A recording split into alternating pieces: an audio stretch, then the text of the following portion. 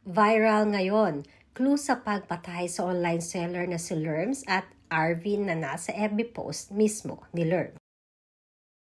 Usap-usapan pa din na naging pagkamatay ng online seller na si Lerms Lu at ang kanyang asawang si Arvin nitong nakaraang linggo.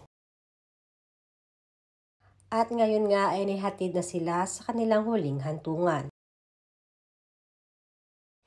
Inambush at pinagbabaril nga ang kanilang sasakyan kamakailan lamang sa Pampanga. Nahagip naman sa kamera ang riding in tandem na nag-abang at humanap pa ng timing upang pagbabarilin sila. Naging palaisipan naman sa madami kung ano talaga ang totoong dahilan upang patayin na lamang ng ganoon si Lerms at ang asawa nitong si Arvin. Ayon kasi sa mga kapulisan ay meron na silang lead at ang gulong tinitingnan sa naging pagpaslang.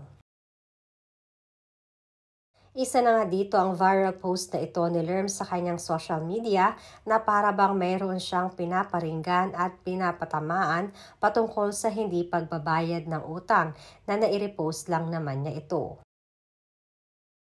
Alam naman natin na siya ang top seller ni Miss Glenda sa Brilliant Skin at ayon na rin sa aming source ay napakalaki ng kinikita ni Lerms sa pagiging reseller nito.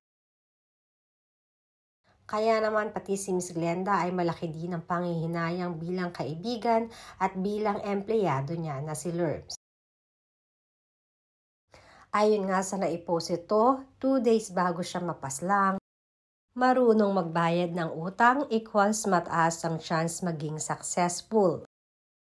Hindi marunong magbayad ng utang equals hindi magiging successful. At sinabi pa niya dito na allow me to elaborate these big statements.